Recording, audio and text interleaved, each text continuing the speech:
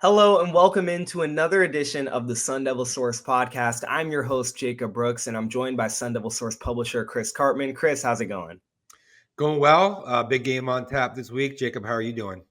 I'm doing good, and we're also joined by Sun Devil Source staff writer Joaquin Rodriguez. Joaquin, how's it going? It's going good. Excited to be here. Deep dive into this matchup and excited for the trip to Salt Lake City we'll be making tomorrow. Yeah, like Joaquin said, all three of us will be traveling to Salt Lake City on a flight together tomorrow afternoon to bring you guys all of our Sun Devil Source coverage from ASU football against Utah. So it's going to be a lot of fun with the three of us. And that's what we're going to be breaking down this episode. We'll give you guys everything you need to know heading into this matchup. Later on in the episode, we'll also be joined by two very special guests. The first will be Sammy Mora, who's the managing editor over at Ute Zone, which is part of that 247 Sports Network. And the second will be ASU football 2026 linebacker commit Mason Martin out of St. Louis and Ladue High School. So a lot to go over in this episode. Let's get straight into it. Chris, ASU football is coming off of a bye week. What can you tell us about the bye week developments as well as ASU's injury report heading into this matchup? Yeah, bye week is always a good time to develop your younger players. They did some scrimmaging and then work on some of the flaws or vulnerabilities that were shown in the first several games. No secret, ASU needs to get better with its goal line situation, short yardage, not having Cam Scadaboo. That's a major factor. They looked in the last week at playing Wade Helton at center, which he played left guard primarily for about 3/4 against TCU. And Ben Coleman's, who's been at center and was a left guard throughout last season, all-conference player, could be moving back to left guard. So that's interesting flip to make that going into a tough environment at Utah. Potentially that could help ASU in some short yardage situations or along the goal line. We'll see. Wade Helton's a physical player for being a redshirt freshman, and he's got some length and athleticism. And then I think injury wise, there's a few things that we're watching. Xavier Alford's not going to play. He hasn't been out there the last several weeks. Cyrus Fiaseu has been battling injury. He's not expected to play. Zach Swanson had a foot injury that cost him the first few games of the season. He is also out. The one addition that's ASU's getting back is Jalen Moss. Missed the last several games with injury or illness. He's had a rough go of it. He's back to practicing, but he's with the second team behind Derek Eusebio. So we'll see what happens with their slot situation in this game. And then we're watching Canyon Floyd, a punter who's had a quad injury that he's been dealing with, didn't punt the last couple of games. Matt McKenzie hasn't done it as well. Their backup. That's a factor to watch in this game where field position is going to be really important. Now, before we get into the nitty-gritty of this episode, Chris, I can't help but notice the artwork that's behind you. Can you kind of let everyone into what that's all about? Yeah, so ASU fan and local artist Christopher Roach does a lot of great work, not just ASU stuff like the Cam Scadaboo behind me that you see or the Camp Tonazona original.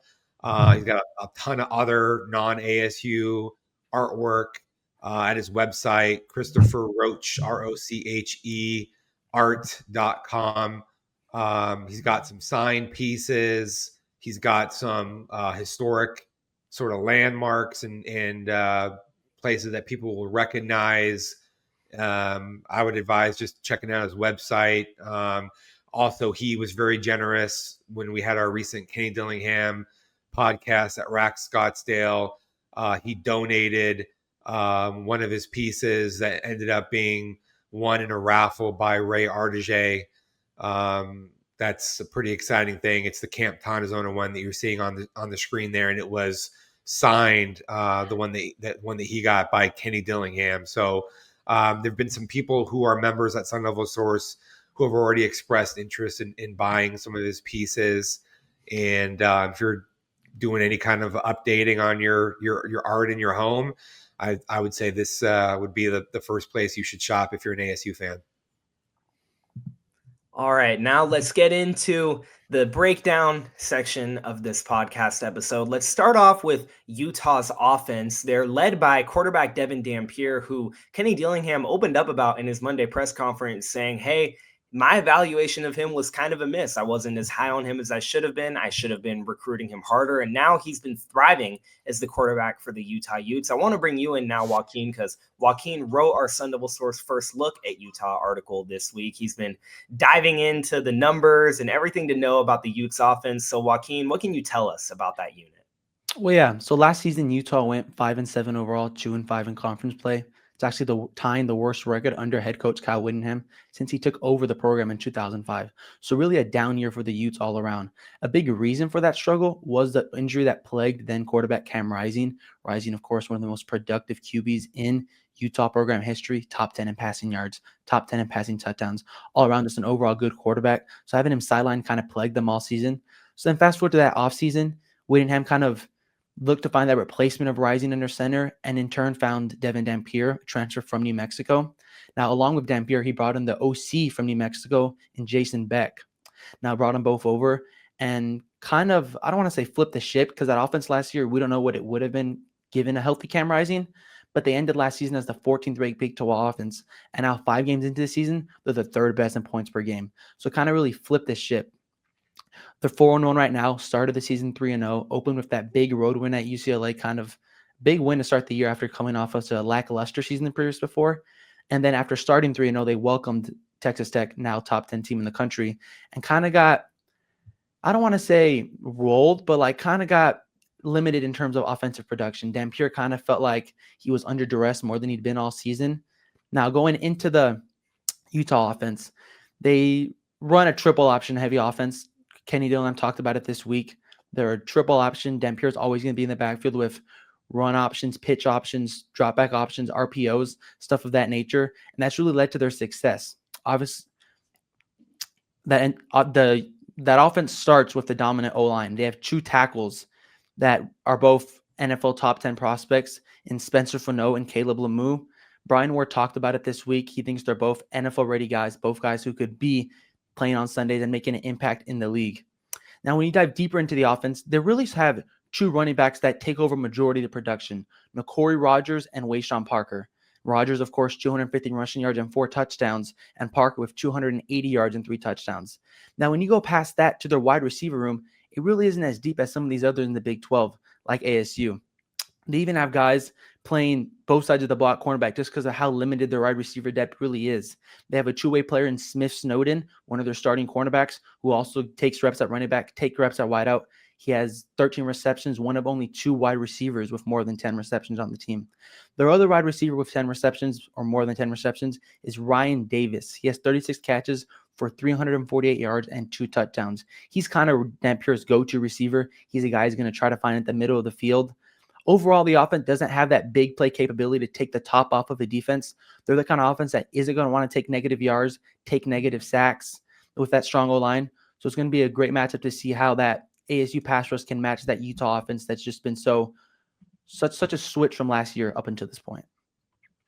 Yeah, look, the key thing to Utah is how quickly that Dampier operates. He gets the ball out of his hand in a hurry in the passing game. A lot of quick game throws, misdirectional type plays. They get their running backs and their tight ends moving sharply, cutting outside or inside.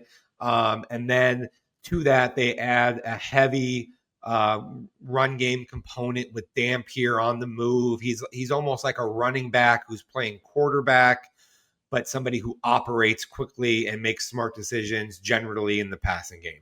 Key thing for opponents, ASU, anyone, is trying to contain him into the pocket, trying to force him to his left, which is against his arm, so that he has a harder time throwing on the move to that side, and taking away their width of the line of scrimmage with a lot of their run optionality. When teams have been very physical at the point of attack and force Dampier to be more of a pocket passer or to scramble when he doesn't want to, or to the left where he's not as capable, that's when things start to break down a little bit for Utah. Because as Joaquin said, they don't have the type of dynamic wide receiver capability of a lot of other teams in the Big 12. They are a offensive line dominant team, which helps to keep Dampier feeling good and comfortable and allow him to make the types of quick plays that they want to be able to operate with this offense. Jason Beck, their offensive coordinator, I think he does a great job. Last year, Dampier had 10 interceptions. So even though he was a first-team all-conference player as just a sophomore, he put the ball in jeopardy a lot. And he's been completing at a much higher rate this year, like over 72%. He has only 3 interceptions against his 11 touchdowns. And his operation has just been really good with being able to function behind a great offensive line. As Joaquin said, those guys protect at a high level. They are super athletic. They get you into a lot of gap scheme challenges with the way that they pull their guards, super athletic guys. They're able to wrap them around, get them running into the alleys, get them in space, getting them ahead of blockers. You see a very physical lead blocking style with this Utah team. They've always been super physical under Kyle Whittingham, but this is a different type of an offense than he's typically had because of what Jason Beck brings in replacing Andy Ludwig as offensive coordinator and the type of quarterback that Dampier is. He's undersized. He's 5'10", 5'11", maybe on a good day. He's not your classic drop back, survey the field type of a passer. Utah's offensive line does a really good job at giving him time to kind of go through progression reads and things like that.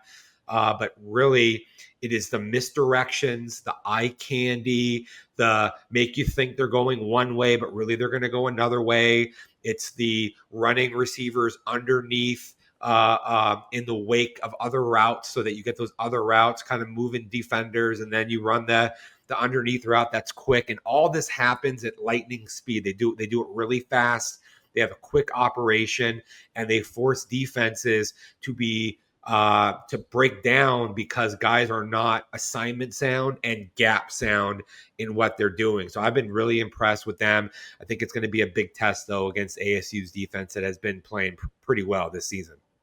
Yeah, like you said, Chris, ASU's defense has been playing at a level near the top of the Big 12. But once again this week, as you touched on in the beginning of the episode, ASU's defense is going to be without Xavier Alford and without Cyrus Fiaseu. So what are going to be the keys, Joaquin, for ASU's defense against this Utah offense? Because when Brian Ward was talking about that Utah O-line that you guys just touched on, he said, quote unquote, get your popcorn ready for ASU's defense against that O-line. So what are going to be the keys for the Sun Devil defense? Well, yeah, Utah's only given up the third least sacks in all of the Big 12. They've given up 2, I believe, just trailing Cincinnati.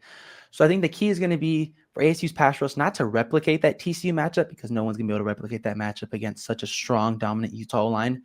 But just a third of that production would be the most Utah's given up all season. So replicating some sort of production from that TCU game, making Dampier uncomfortable, making him make throws that he doesn't want to make. He wants to run, wants to get out of the pocket. And then following that, it's going to be that linebacker core, Keyshawn Elliott and Jordan Crook. I had the privilege to speak to both of them on Tuesday following their practice, and they both feel like they're ready for the task. They understand that the D-line can only do so much in protecting the pockets on the actual line itself. When Dampier breaks out of the pocket, it's going to be the linebackers' jobs to keep him behind the line of scrimmage, force him to make those throws, and not let him run the way he wants to. So Jordan Crook and Keyshawn Elliott are guys who are going to have to step up to the plate and sound like they're ready to following Tuesday's practice.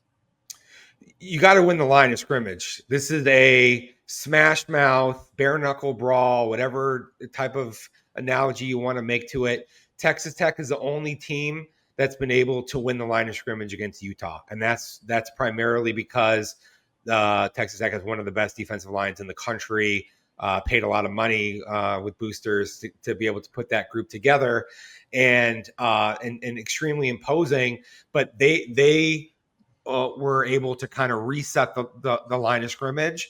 And what you have to be able to do is play extremely gap sound.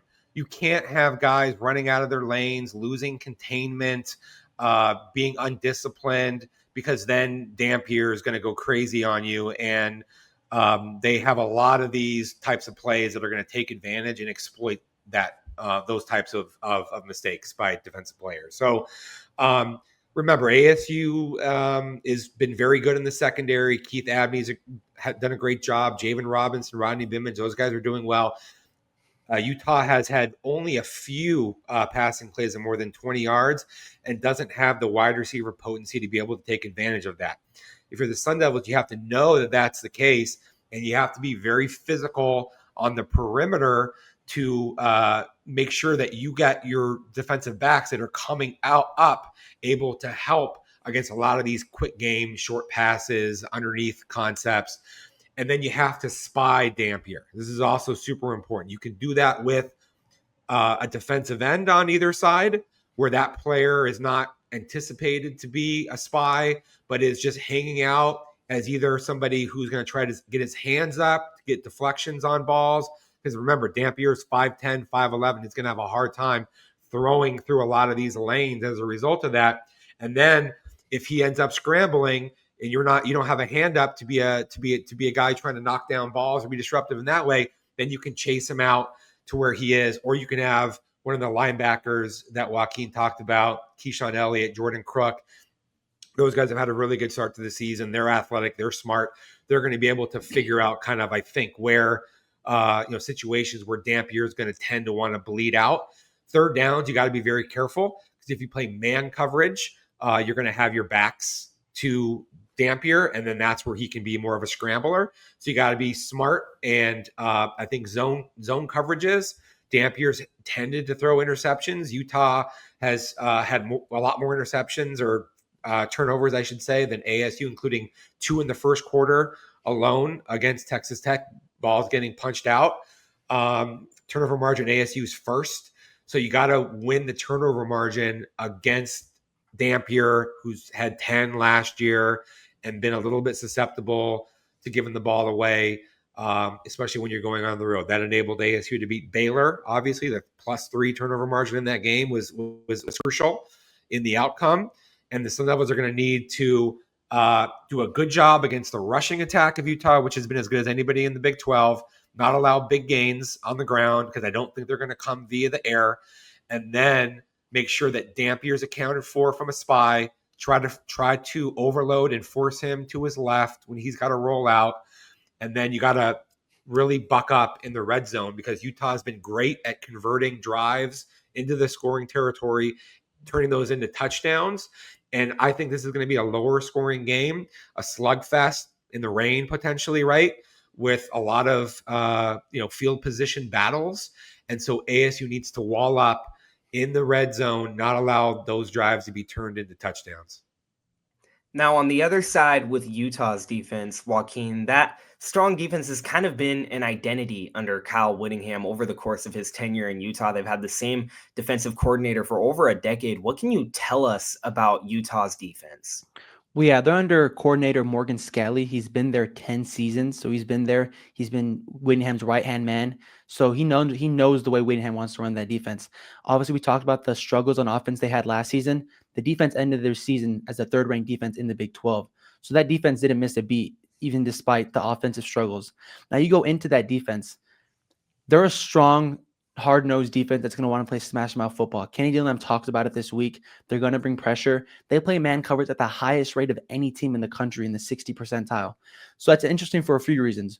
One, the offensive line of ASU is going to have to respond to that pass rush. We spoke about Jamedo Bigbo being replaced by Wade Helton in the middle of the first quarter against TCU.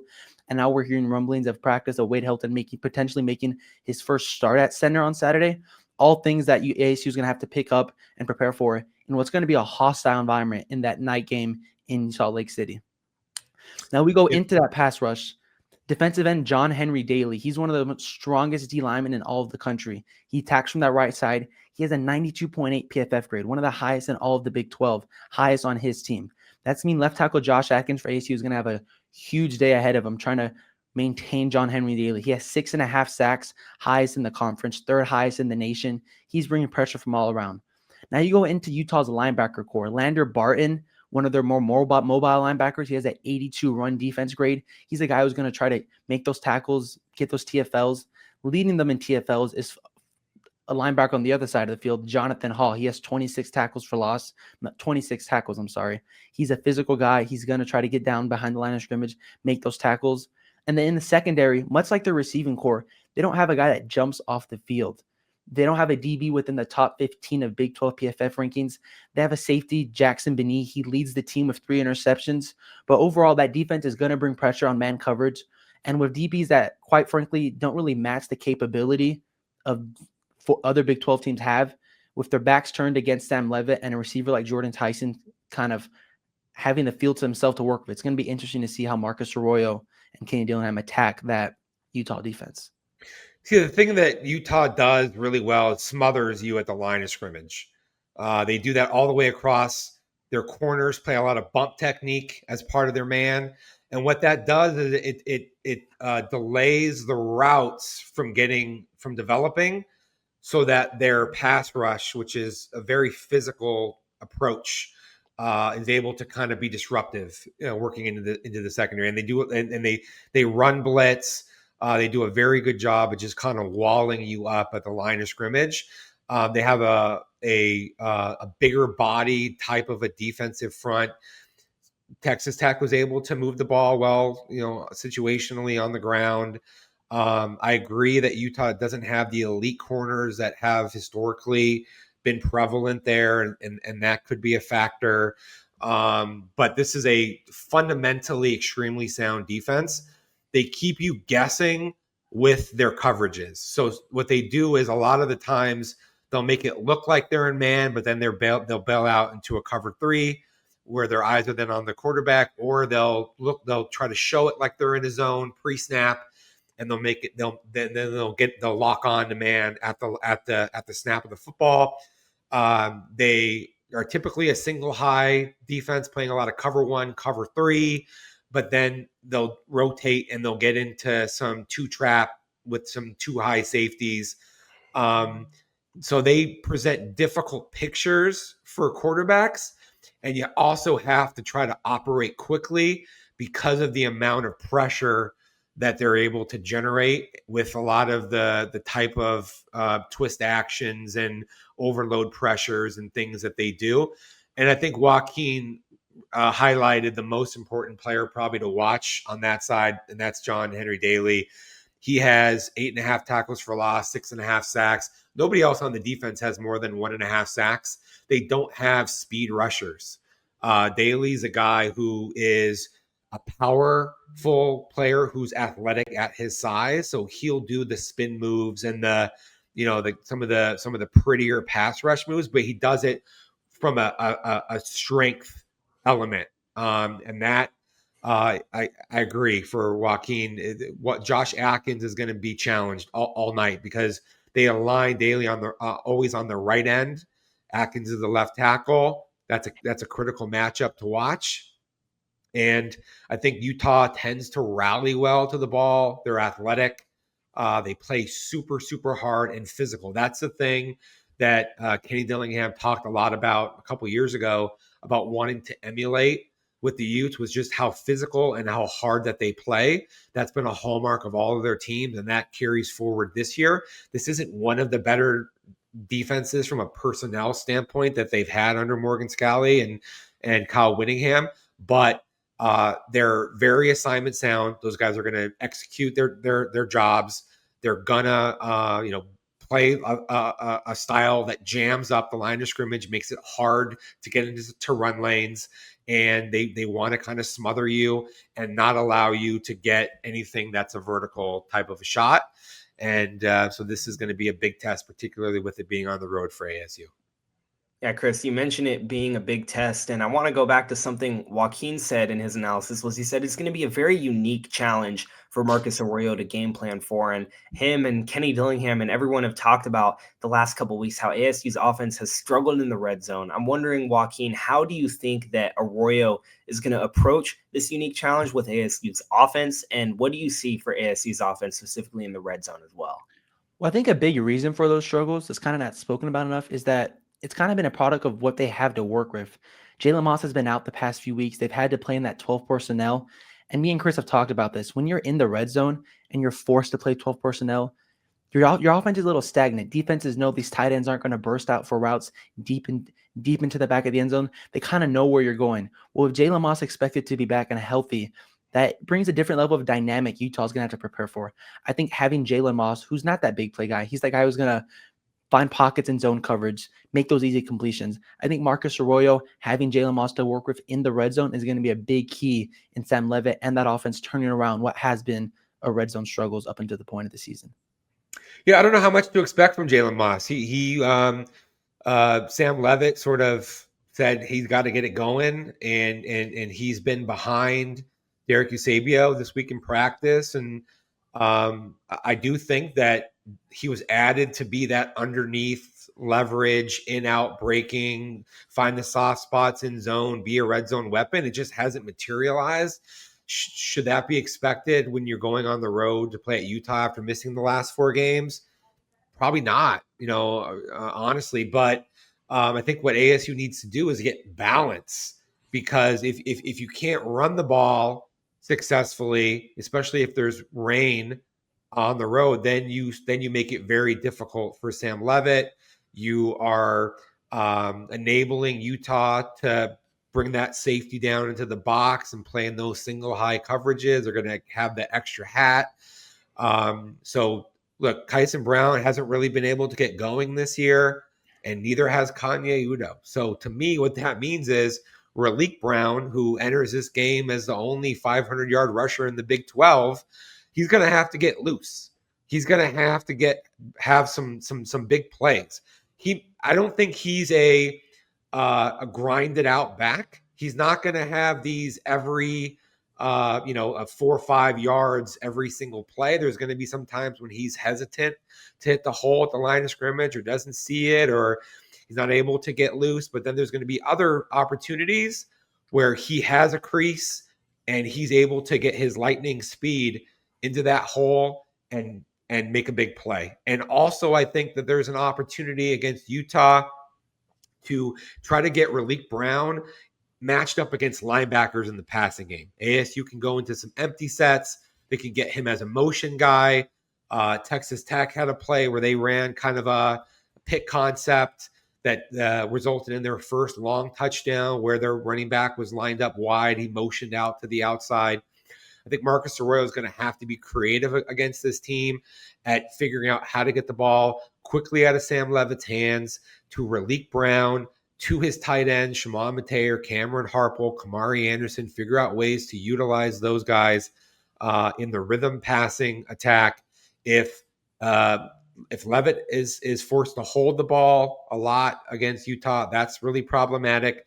And then I do think that there's going to be some opportunities where you max protect. If Raleek Brown can hang in there and get the proper blocks, and your tight ends can do your job, that you are going to be able to have Jordan Tyson win on one-on-one if Utah's not playing in the too high safety looks, right? Which they may prefer to be in against Jordan Tyson.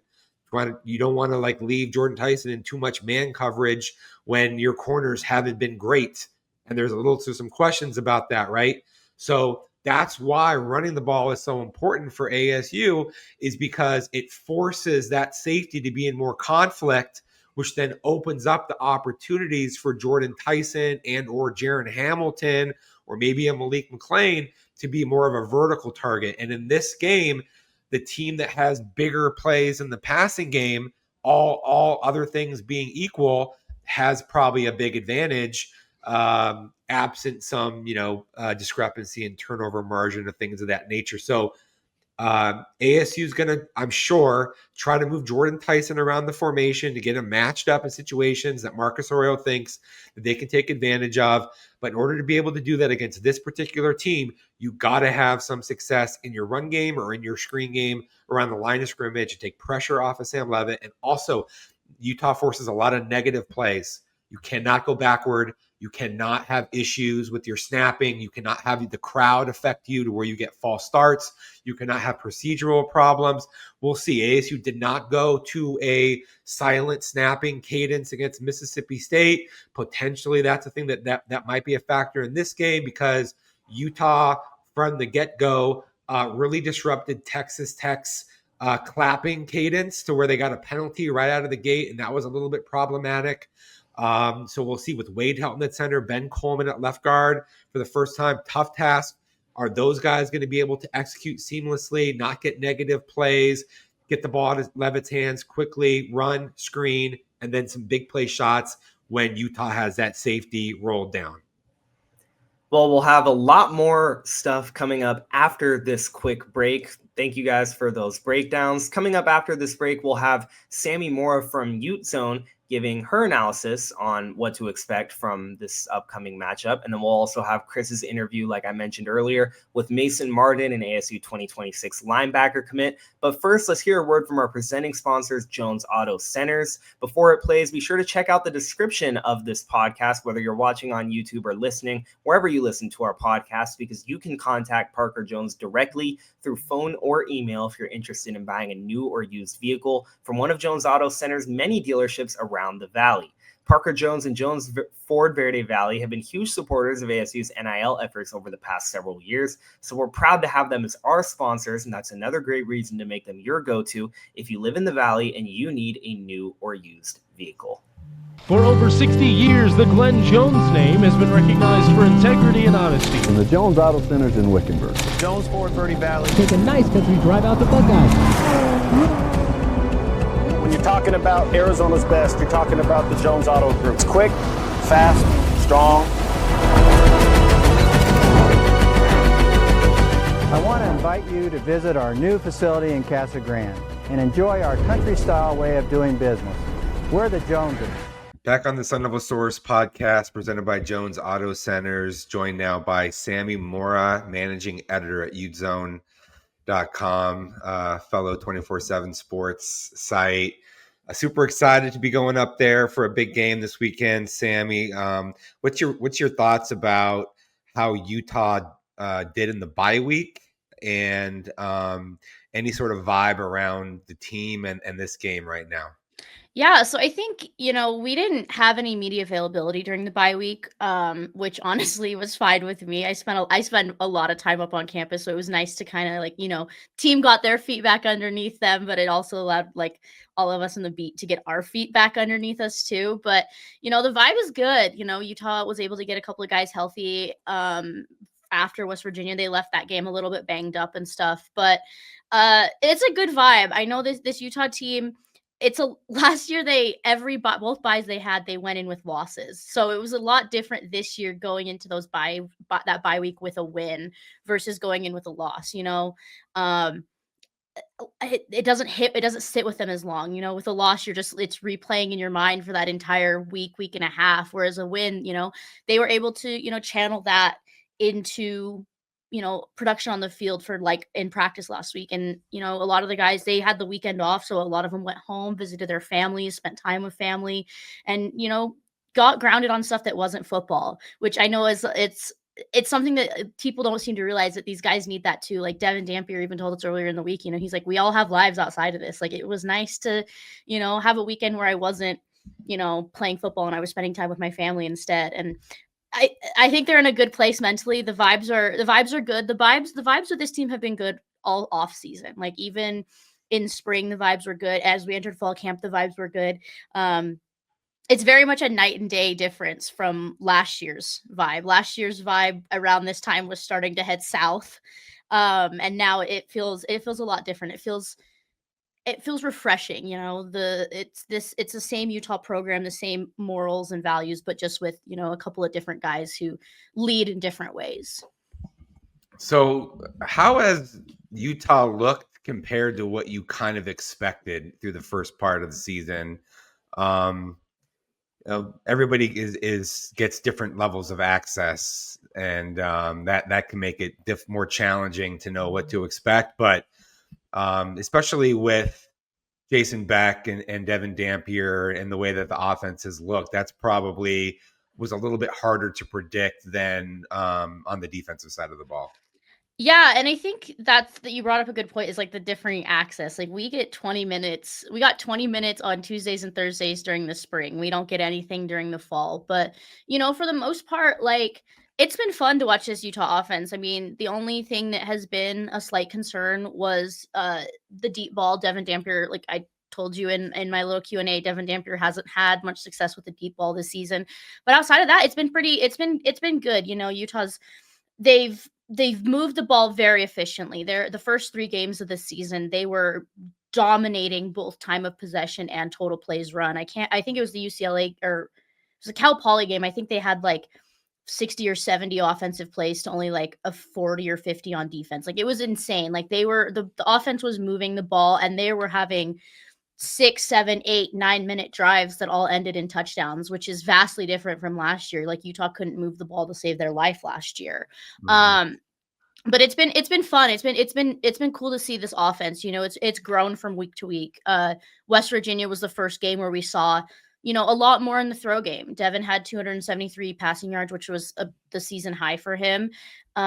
Which is, some teams too, that range is not a lot, but for Utah, that this offense was always going to be a run first offense with Beck. Like, it was always going to be that was never a question.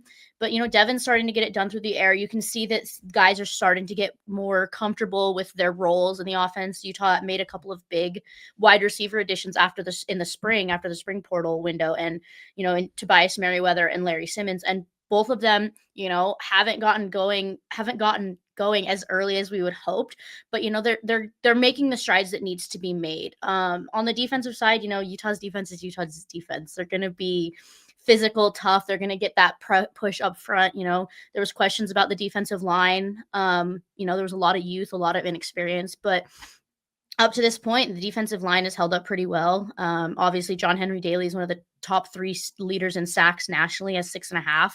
And then Utah has some freshman defensive tackles that have been rotating in and playing well. Carson Kafusi and Pupu Sepulona both have had some good moments, but also have had some, true freshman moments. But as of right now, nothing has been utterly earth-shaking or groundbreaking on either side of the ball. We kind of, we're learning more about Utah's offense week in and week out, but the defense we always knew was going to be a Utah defense.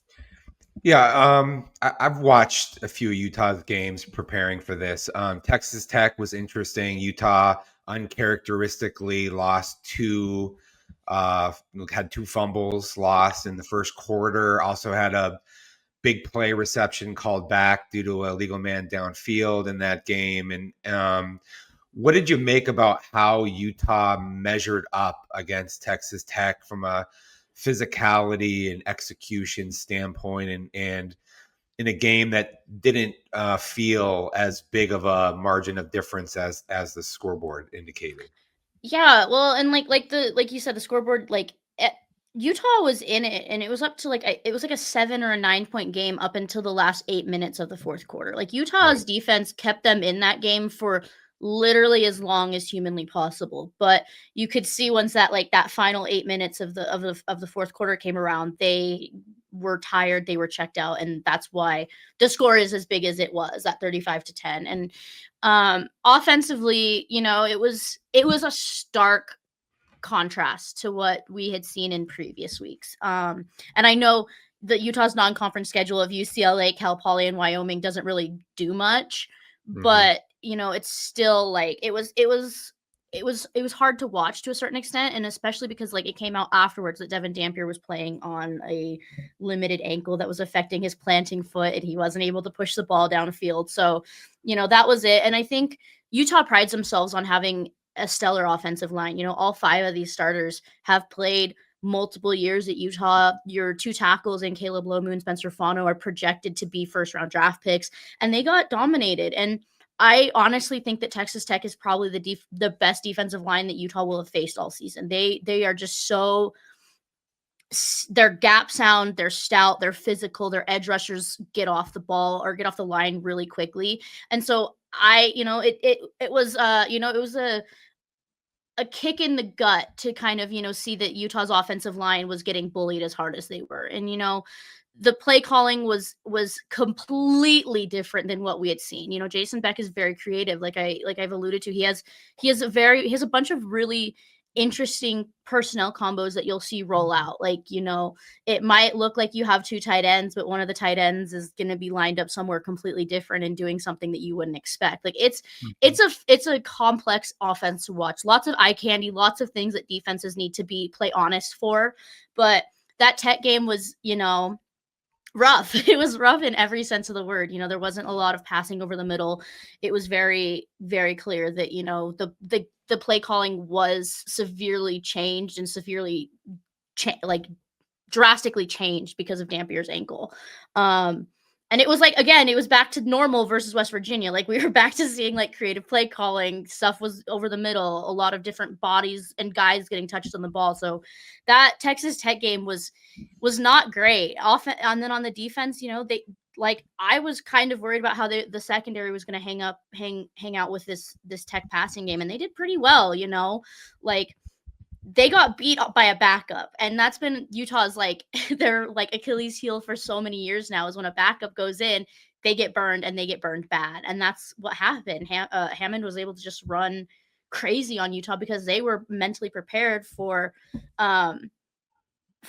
Texas, for Morton, and how he's a true pocket passer. So it was just like it was a wild ride of a game. And I think we learned a lot about this Utah team, but again, like, a lot of our things have been based off of that one data point. And I really think that this week's matchup with Arizona State is going to give Utah another data point to look at, because every other team on the schedule is under 500 currently that they've played so far. And that's not, and I discount Cal Poly because that's an FCS team, so you really can't get anything from that to begin with. But, I'm excited to have another data point to truly know where this Utah team is and who this Utah team is.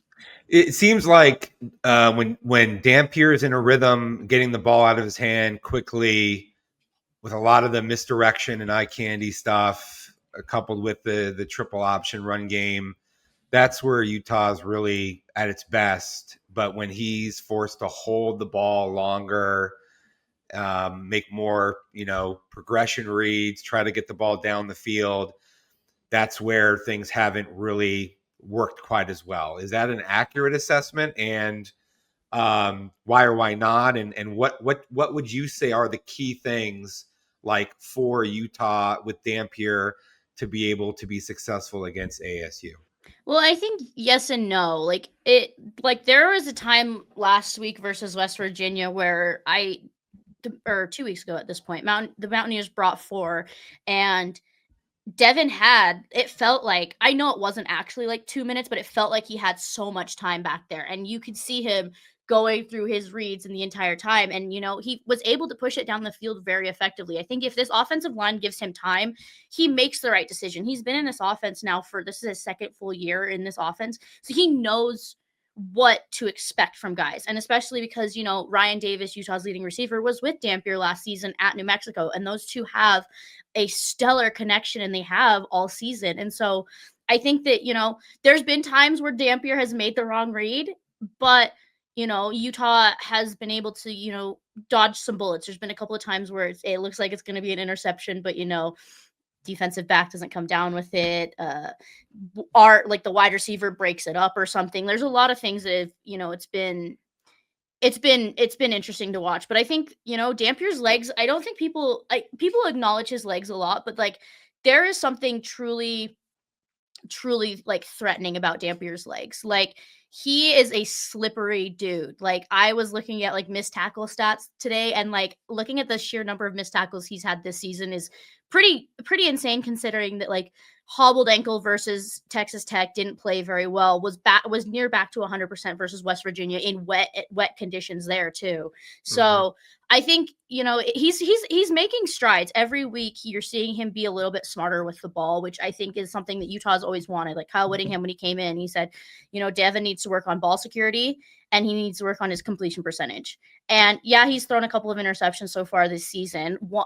One of them was versus West Virginia, and it was very clear the ball's like, it was wet. It slipped out of his hand, and he just floated it a little bit. And Tobias Merriweather just wasn't able to recover or get back on his route or get off his route in enough time to come down with it, and it ended up in a pick. But, he's 81% completion percentage last versus West Virginia, and he's doing what he needs to do. He's moving the ball. He's commanding this offense. And so I think that at times it looks like he struggles, but I think that on the flip side, he knows what Beck expects from him, and Beck knows what to expect from Devin. And so there's complete trust. That's a big thing that Beck has pushed since day one, is that he's going to put the 11 guys on the field that he trusts the most in certain situations. And Devin would not be out there if Beck didn't trust him as much as he does. You mentioned in that Texas Tech game how their backup quarterback caused some challenges with just kind of what was different about him, maybe with him and with his mobility. Um, what are your thoughts about Sam Levitt and his athleticism and mobility and play extension against Utah? And what would you say are some of the keys for Utah to be successful against ASU's offense from what you've seen? Well, I think that, Utah has already had a nice little handful of mobile quarterbacks that they've had to deal with. Obviously, you kick off the season with UCLA and Nico, and they contained him pretty well. Like, he was not that much of a factor. But then again, UCLA's offensive line was like, it felt like it was just like hodgepodge bandaged together at times. So they handled him well. And then, Cal Poly had mobile quarterbacks, but then again, it's not the same level of competition. Wyoming's starting quarterback was a pocket passer. They were able to handle him. And then West Virginia, when they ran 3 quarterbacks through, and all 3 of them were mobile, and Utah did a good job with them. I think this defense, this defense deserves a lot more credit for handling mobile quarterbacks now than they did maybe a year or 2 ago, because Devin Dampier's mobility is vastly different than someone like Cam Rising, because Cam was like someone who could run when he needed to, but Devin is basically like that, like triple option, like you said. Like, it's very much like he's either going to hand it to one of the backs, he's going to throw it, or he's going to take it himself. And I think that's really helped this defense. They've been a lot better at, containing, keeping quarterbacks where they need to be. And I think a good majority of this team played Arizona State last year, so they know what to expect from Levitt. So it's not like this is something completely new or something completely different that this group has never seen. So, I mean, as of right now, I don't have any concerns about Utah with mobile quarterbacks, because they're practicing one against one every single day, and he is slippery. He's hard to bring down, and Devin will burn you. And I think that that's something that you can see this year is Utah's a lot better in stopping those mobile quarterbacks, because they're lining up across from one every day of the week and working with him and learning how to refine their technique and their assignment sound and stuff like that. So I know that you have a prediction of this game being a little bit higher scoring than probably most people. So can you just walk us through your thoughts on that? And as a part of that, maybe what are some of the key things to watch in this game from your vantage point? I think the reason why I have it a little bit higher is I just think that both teams have good running games. I think that that's something that is not been acknowledged has not been acknowledged as much as it should be. Devin is a threat. Wayshawn Parker is the leading rusher on this team right now. Nakari Rogers has been getting it done as well. But then Utah has a handful of other guys who have been effective in the run game. Smith Snowden, one of Utah's 3 players that are playing on both sides of the ball this year. He's been running the ball a little bit. Jackson Benny's another 2-way player that's been running the ball a little bit. Utah threw out Daniel Bray versus West Virginia. He's one of our true freshmen. That he's by far one of the fastest guys on the team. I think his bio on Utah Athletics says he's like a 4.3 guy, like insanely fast. And so I think there's a lot of different guys that can get the ball and that they can run the ball, and Utah's very creative. Like, that's something that I always pound into people with this Utah offense. This is a creative offense, so it's not just going to be like Utah of the past, where it was run it through the A gap, run it through the B gap, throw it short of the sticks, punt. Like, it's not going to be that. Like, you're going to see bubble motions. You're going to see jet touch passes. You're going to see a lot of different things that can affect the ground game. And I do think that, there will be some passing, throwing around in this game as well, depending on how truly severe the rain is. But I think that, both teams are going to get it done on the ground. I wouldn't be shocked if there's a defensive touchdown somewhere with like the wet and slippery conditions, whether it's a scoop and score, someone does decide to throw it and it floats a little bit, it turns into a pick 6. Like, I think that that's where this game is heading. I think both teams, like, I hate leading on to weather and conditions and stuff, but that's something that you really have to factor in on this one. Like, especially with how severe the rain is projected to be, like, it's going to be one of those slippery games. But I will say, if if I am wrong about like a score prediction of 31-35, I'm fine with it. Like, I don't care. Like, I think that both teams are going to get it done on the ground. I just think Utah has some creativity that they can use. I think Raleek Brown is just he's an insanely good back. Utah has been connected with him for so many years. Like, they tried to recruit him the first go around when he was at USC, but I think that, yeah, and I've been adding Levitt's legs. There's just a lot of I think this is going to be a very rush heavy game, and I wouldn't be shocked to see like defenses get wore down and some big runs pop and then touchdowns scored from there. Okay. Last question, perhaps the most important question here. Okay. For ASU fans making this trip, what are some recommendations for places to go before the game, things to do the night before, dinner, breakfast? I'm a Park Cafe person. Maybe I should even put that out there. I love Park Cafe is a great choice. I love Park Cafe. If people want to find me on a Saturday morning in Salt Lake City before a game, you're gonna go to Park Cafe. Yeah. But any other recommendations about getting around the city or things that people can do in a mid-October, rainy weekend potentially, but nevertheless, what do you think? Yeah, well, I think the thing is like Arizona State, Utah has been playing together for so many years and stuff, and so it's like there's a lot of things that you guys have probably done when you're in Salt Lake, but I always recommend going up to Park City. I always recommend that. Go up to the Olympic Museum. That's such a fun experience to do. It rained all weekend last weekend, and there's now snow-capped mountains. So if you go and drive up through like Snowbird and the ski resorts, you'll probably see, some snow. If you would have come like 2 weeks ago, the weekend of the Texas Tech game, I told everybody to go drive through the mountains because the leaves have started to change. And like when you go through the canyons in the fall, when it's not snowy, it's absolutely beautiful with the like everything. Let's see. Food recommendations. I'm very hesitant to give Mexican recommendations to schools like Arizona State, Arizona, any of the Texas schools, but because your guys' Mexican food does not stand up to ours, like 100%. Whoa, wait a second. I am not a big to be fair, my dad's Hispanic, so I have grown up eating authentic stuff my entire life. So there's not a lot of good Mexican food, in my opinion, here in Utah. Oh, okay. Yeah, that's where I stand. Pretty good though. I like the iguana. Red Iguana is it's like one of the only places I'll eat when it comes to Mexican food. But I will say Rock Taco is some place that I really love. It's a taco place, but they do different twists on tacos. I gave this recommendation earlier in the season and I will stand by it. Like they have like one called the Rude Bull that has it's like a carne asada taco, but it has a bunch of different like toppings and stuff on it. And I would recommend Rock Taco. That's one of my favorite places to go. If you want hot chicken, go to Pretty Bird, there's 2 locations. There's the walk-up window in downtown Salt Lake, and then there's one a little bit outside of downtown that actually is a sit-down restaurant. Oh God, I usually write out all my recommendations, so I'm now trying to pull them off the top of my head. Is like you got some good ones. You already made some good ones, Sandy. Yeah, I will say you can find if you are not afraid to look for smaller holes in the wall, I would say that there's a lot of good things to eat in Salt Lake. I mean, people seem to be like, oh, well, it's Utah, there's not a lot of good food, but they're actually, especially in downtown Salt Lake, there's a lot more better options than I live out in the burbs. So If I want good food, I have to go downtown for it. Let's see what else. Yeah, go up to the ski resorts. Those are always a good time.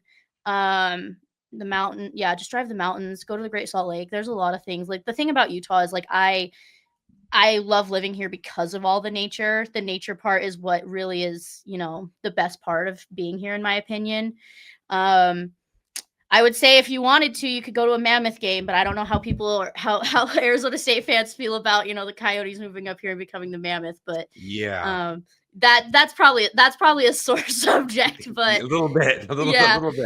But it's a good time. I can't believe you put me on the spot with all this food recommendations. Now I can't remember anything in Salt Lake, but Pretty Bird, Rock Taco, those are some of my faves. Hey, you did a good job. The mountains have become a talking point over the years with ASU's fans in the Devil's Sanctuary. People will get the inside joke there if you're on the board quite a lot. Really looking forward to the trip. Sammy, thank you so much for your time, Yeah, and can't thanks for wait having to me. see you guys and hang out. It's a great experience. Night game at Utah, and one of the best crowds. Super loud and engaged, and looking forward to being there. So, Yeah, Sammy night Moore game. from Night games yeah, at Res. Love them. absolutely. They're insane. So, but thanks for having me, Chris. I really appreciate it. Thanks for being with us, Sammy. We're joined now by Mason Martin, Ladue High School linebacker, St. Louis. My mom's side of the family is from the St. Louis area, so I think we talked about that before. I'm always excited to talk to somebody from that part of the country, and it's rare for ASU to have a commitment from the St. Louis area. It's very rare. So, first of all, Mason, how are you doing today? I'm doing great. Actually, just got into practice about an hour ago. So showered up, just relaxing, get ready for the game. Yeah. Okay. So tell me how the season's going so far. I know that you said that your team is doing well. You got a big game coming up this weekend. Yeah, huge game coming up this week at home. Rockwood Summit's always a big team for us. They're 5-1 and they're ranked the number 10 school in the state for Class 5. We're the number 9 school, so it's gonna be a top game of the week. I feel like just our staff in general, new staff this year, they've done a really good job just like helping getting the team together and kind of meeting like a new standard for the entire team to buy into and just become more of a close-knit group and just a really good team so far. So is the entire staff new?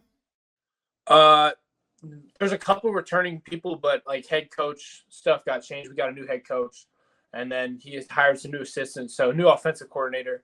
And our head coach is our defensive coordinator and head coach. So. Okay. And so did things change for you guys schematically on the defensive side? Yeah, we actually did change it up a bit. Usually we've always been like a 4-down team, and now we're kind of more of like a hybrid 4-down. It's like we'll be a 3-down, but a 4-down at the same time. So it's like kind of like a 3-4. But if it's like a trip set, we'll bump in one of the linebackers so he becomes like that fourth rusher, and then it'll look like a 4-2-5 basically against any trip set or like passing downs. Okay. And what's your role? So my role is usually like I'll be a hybrid. I'll be either Mike linebacker or Will. Like I can kind of just like jump around the box. But like in terms of like my alignments and stuff from like a 4-2-5, it's not that much different. I still play like 30 back row, get to my hook curl drop.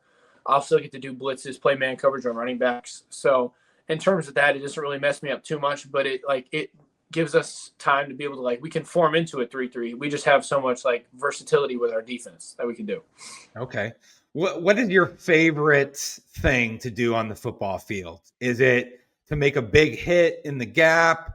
Is it to blitz? Is it to get an interception on a drop or something else?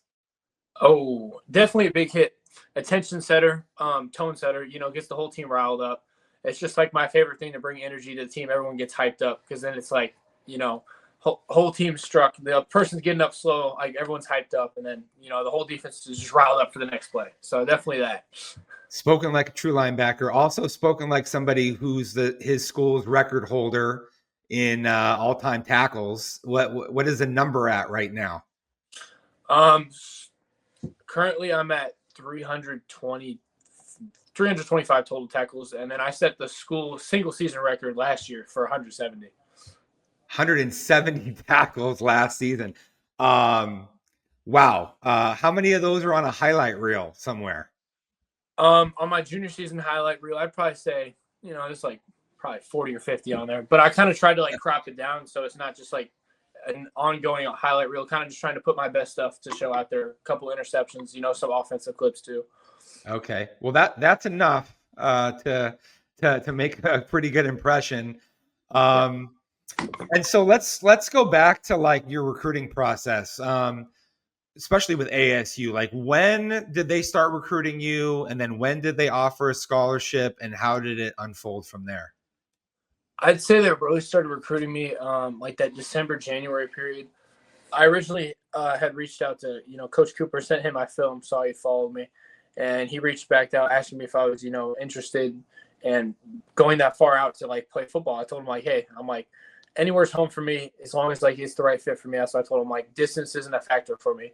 So about a week or two later, he told me he's going to show up at the school and stuff, that they'd watch my film. I talked to him for 2 hours, had a really heart-to-heart conversation with him. And I saw that how much of a genuine coach he was. And after that, I had a really good first impression. Like compared to all the other coaches that just like come in, they try to just sell the program straight up. He genuinely wanted to get to know me at like a personal level before we even talked football. And I think that was like the biggest thing that he saw out of me was he really liked my personality and I felt that click with him when I first got to meet him. So that was definitely the biggest show. And then that unfolded for several months before you made your official visit to ASU. What'd you say? And then that like unfolded for several months before you made your official visit to ASU. Yeah, no, that definitely unfolded. I was getting like a lot of contact from him, especially the assistant linebackers coach, Coach Silver. So, FaceTime calls weekly, text messages and stuff. They'd be reaching out to my family, getting to know them more, just kind of trying to figure out a date when they get me down on campus after the offer. Got you. And then so when you visited ASU, walk me through just kind of what that weekend was like and how you felt at the conclusion of that. The unofficial or the official? You took an unofficial visit first, correct? Yeah, correct. That was in the spring ball. Yeah. Okay, so walk me through that. What was that like? The unofficial visit, I first got down there, I already loved it because it's great weather. It's definitely a lot different than how it was in St. Louis. That dry weather is something a lot different. But I mean, getting out there, getting to like be in the room with the other linebackers, I just immediately, felt a click with like how they are. I felt they were a really close knit group. They weren't all just in their own separate lanes. Like they were all like strive to like be a better team in general, not just being better for themselves. And I felt like it just brought a lot of diversity from like different cultures and stuff, and everyone got along really well in the room. Also, going out on the field, getting to see them play, they brought energy with everything they did in drills and like one-on-one time against the linemen. When they did like team periods, it was always the linebackers like bringing the smoke. Like it was always something with the linebackers whenever I saw them play. And I mean, same with like, the coaches too. Like they have an on and off field switch. Like off the field, they're like, chilling stuff. When they get on the field, like it goes up a whole different level. And I kind of love to see that. And that's where they get, the werewolf name from. It's like off the field, you're one way, but then you hit the field, you flip a switch, you turn into something completely different. So I really love that mindset they have there. And I mean, just getting to be around the guys that entire weekend, like Martell, Keyshawn, I got to really spend time with them. And I definitely got a really good bond with both of them. And, they just showed me like how much I fit in there. And I really just felt that bond from both of them. How far of a drive is Keyshawn's hometown from you? It's about, I'd say, like an hour and 30 minutes. So it's definitely not too far. We've made jokes about the STL to Tempe thing because how there's Texas. So sure. Yeah, that's pretty good. That's pretty good. And what about AJ Cooper as a coach? He's kind of intense. He's one of the more intense coaches out there. What do you think about his style and how you mesh with him in that way? I really like his style because it's like not just a single way he coaches. He's always trying to like do something better. Like he doesn't just coach in one way. He tries to figure out like how different people in his room learn. Some people might just be a type of guy where you just give them a sheet of paper and you just go like on and on about notes and stuff. Some people might be more hands-on stuff, like need more walkthrough time, stuff like that. So he tries to like figure out like what type of person you are and kind of like cater it to each and every one of his players in the linebacker room so that they can understand it to the best of their ability and, be a fast player, be fast and elusive. And he always makes sure that you figure it out. Like he makes sure that like you get it right. Like it's not just like he tells you something and doesn't ask like if you understand it or not. Like if you don't understand it, he wants to make sure that you go back over it until you understand it. Sure. And so coming off that unofficial visit, I'm sure that ASU was like right there at the top for in your recruitment. And then you had the official visit not that long thereafter. When did you know like that ASU was the school for you? Because you had a bunch of other offers and some high profile teams that were pursuing you. I mean, honestly, they kind of sold it to me on the unofficial visit, believe it or not. it was just kind of like a thing where it was just like a click. I got around the players. I was like, man, like I really fit in here. I loved everything about it. I loved the area. I loved, the campus and just like the players. Like I met people from other rooms too, like tight end room and stuff, like line room. Everyone, didn't like just the coaches there didn't just put on a switch. Like when it was a visit to try to like be all like nice and stuff, they were just themselves, And I really like that compared to other schools where, some schools, they'll try to like, sugar it up a little more and make it seem like everything's all sunshine and rainbows. I kind of just got to see like the true and real side of like all the coaches and stuff and just like their genuine selves, which I really liked. So you pretty much knew at the time that was ultimately where you were headed? I wasn't like 100% sure, but they definitely like shot up really high. I was like, yeah, I'm locked in an official visit. I'm like, this feels like home for me. And then after I'd taken, a couple more unofficial visits, it came even more prominent to me. And I had a couple of official visits set up. I took the one with Arizona State. I was there. I was like, yeah, I'm about ready to make this decision. Yeah. So I announced like my top 5 and stuff, and I ended up, making the decision from there. Yeah, and if I'm not mistaken, your announcement was at your high school, I believe. Correct. Yeah. Yeah. So who were the other hats on the table, and what was it like when you actually made that announcement, and then the feedback that you got from everybody? Yeah. So the other hats on the table were Oklahoma, Michigan State, Wisconsin, Kansas, all really good programs. Really good programs. And what it just came down to, it was honestly just like how I fit in with the players and how I bonded with the coaches. I mean, all the coaches from the other programs were amazing. I got to give them props. It was definitely one of the hardest decisions in my life because all these coaches had done so much work getting to know my family, really building this close bond, trying to recruit me. It's just like at one set and another, you got to narrow it down to one. You got to make that choice. So when I finally got to, put that hat on for Arizona State, put on the Sun Devil hat, I definitely just felt like a sigh of relief in my body that like, hey, this whole process is like over. I can just chill out now and kind of, get back to work, focus on like me and getting better as a player before I head off to Arizona. Mm-hmm. And that was like 5 months ago now. So what's it been like the dialogue with the coaches or the other commits in the class? And do you guys like talk about the games? Do you watch ASU's games? Like what's all that like? We all have each other like kind of like added on social medias. We have a group chat, so everyone's just like texting back and forth in there and stuff. But like me and Jake Fett, I have him added on Snapchat. I'll kind of be sending him videos and stuff before like watching like the game from home, kind of like our opinions on how the game's going. Like, gosh, the TCU one, I kept texting him. I'm like, oh my gosh, this is crazy. Like, I was on my feet watching this game right over here in my basement. So that was pretty hype. And then taking like everyone getting there on game day visits and stuff, like being to be like close knit, just talking in person, building that bond definitely was like really fun too, and getting to see the atmosphere. And so, what have you thought about the defense, like how they're performing, and maybe even like how you might fit in? They're gonna be losing a lot of their seniors this year, so it's like it's going to be a different looking group when you get there next year. Yeah, I think they run an NFL style defense. They've definitely like showed me through that. It's a 4-2-5, but they bump their Mike linebacker out sometimes. They'll have him playing a little more in zone. So they expect more of like a athletic Mike linebacker, not just your normal like plug hole fit linebacker.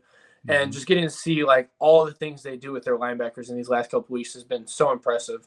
They'll do blitzes with them. They'll have packages, put them up on the edge line as like almost like a stand-up player, or they'll drop them in the coverage, play them in man coverage. It's just their group is just so versatile. They kind of try to figure out like what you're best at and put you in situations to show like your best abilities and capabilities as a linebacker. Mm-hmm. So has that process made you feel even better about being committed to ASU and what the future looks like? Oh yeah. And they've been sending me stuff too, like, with just short packages and stuff, kind of like the drills they do during like spring ball and stuff. So I can get like a kind of like a sneak peek of like what I'm getting into and just like the basis of like, some of their coverage calls and stuff, just so I can be ready to like get in and, learn it really fast. Yeah. Obviously you're very laser focused on your high school season. You guys have a chance to make a deep run in the playoffs. Have you thought about whether or not you're going to be an early enrollee at ASU, or are arrive in the spring, or what are your plans with that? No, yeah, I've 100% decided now. I'm already got all my credits done. Talked to my high school. I'm going to be early enrolling, so I'll be there in January. I think the move-in date's January 9th, but I mean, after that, like, hey, it's sacrificing that second semester of high school, but it's doing it for something I love. Like I want to go like excel at football, and this gives me the best of my ability to get in, learn the playbook, get closer with the group, and get some padded up stuff in spring ball, get ready to go before, like, instead of just coming in late during fall camp. I kind of just want to get that little like school and football under my belt so that I can be used to it before the season comes. Sure. But before that, try to get more than 170 tackles this season. Yeah. My goal is 200 this year. So wow. And I'm how generous are the stats on that 170? Like, are you like kind of getting a piece of some of those, or is it like legit 170? Most of them are legit. There's some where like they're not even accredited to me because I'm like in their like secondary, but like most of those were like solo tackles. So, and especially this year, like our defensive line is very good. We have really good defensive ends, true freshmen. We have a true freshman out there, Bass Dixon. He's a really good player. We have another one, Brendan Huddleston. He's committed to NIU to play defensive end, and he's really versatile. He can play three tech. He can play nose for us. Really, really good athlete. So I mean, we have a lot of good people in front of me and behind me. Really good skill guys. A lot of early guys. One especially, Evan Vi. He's definitely picking up some traction right now in the Big 12. So maybe we'll see Arizona State. What are the keys to having such great radar for the ball? Like, how are you always around the ball? What are the main? I mean, I'm assuming student of the game, understanding the opponent's tendencies, and your coaches are putting you in position. But how would you sum up what enables you to be able to be a 15 tackle a game guy? The biggest thing isn't just like, it's kind of like a natural knack for like the ball, but also it's a lot of film watching. Like with my trainer, Jerry Stanfield, I'll be here every day before the game on Thursdays and throughout the week, watching film, breaking down their tendencies and stuff, like you said. And basically I'll be doing one-on-one training sessions to get faster at my reads with like my guards, like the triangle, like the guards to the running back, stuff like that. So that like once I know like down block, I got to fit now, like that's my gap. Kind of knowing like your assignment and alignment throughout the play, like where you should be hitting the stuff. And also like the minute you go, you got to go. Like once you see that opening, you got to hit it. So. Yeah. Well, Mason Martin, Ladue, 2026 linebacker, ASU commit. Really glad that you were able to join us on the podcast. Yeah. Thank you so much for your time.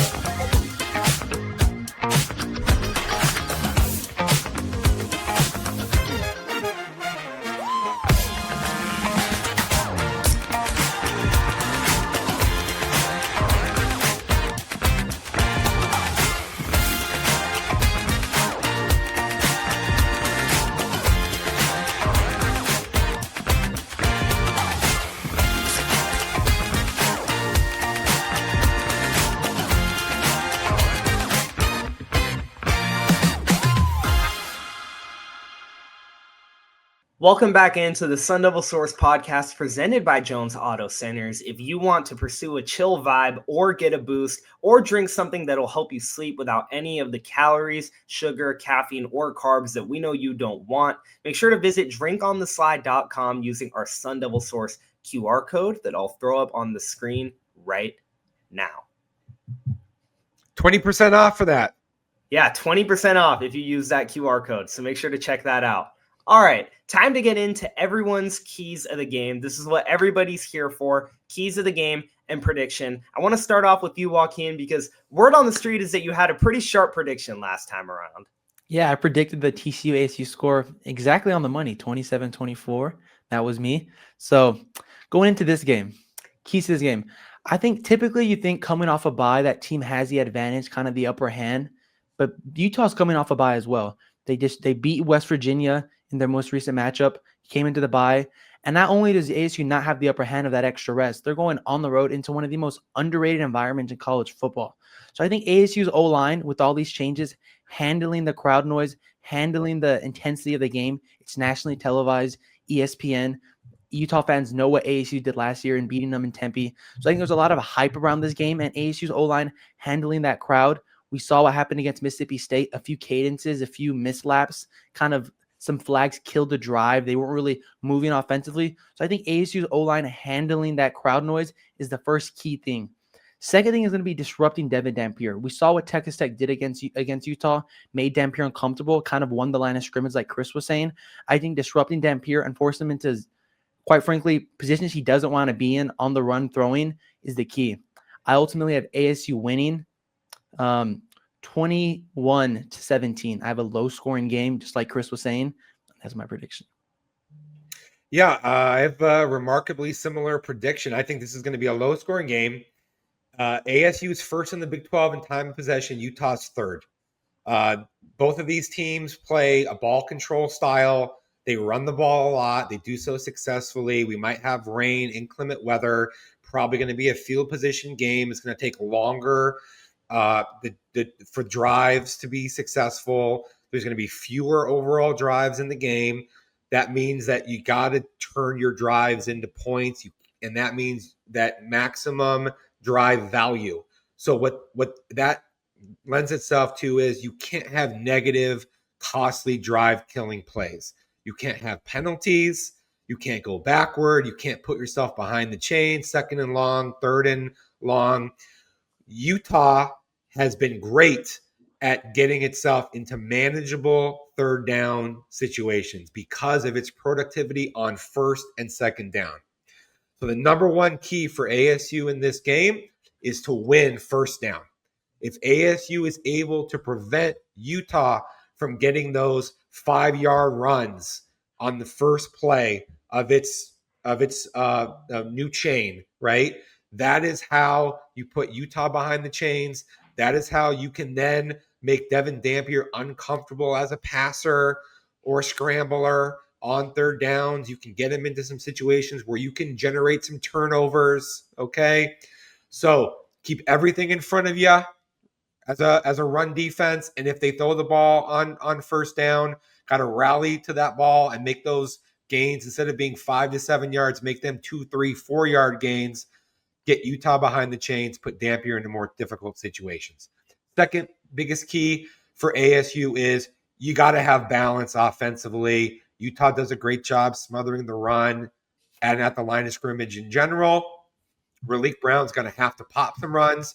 ASU is going to need to figure out how it can knock back that Utah defensive front to open up some lanes.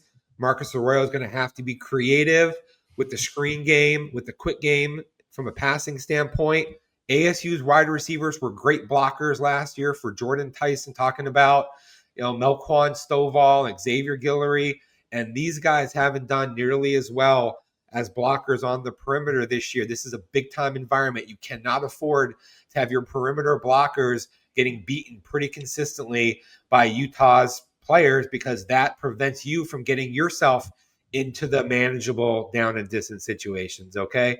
And then the third most important thing is which team avoids the catastrophic mistakes. Catastrophic mistakes are bad turnovers, special teams, huge blunders, getting a punt blocked, allowing a big return, right?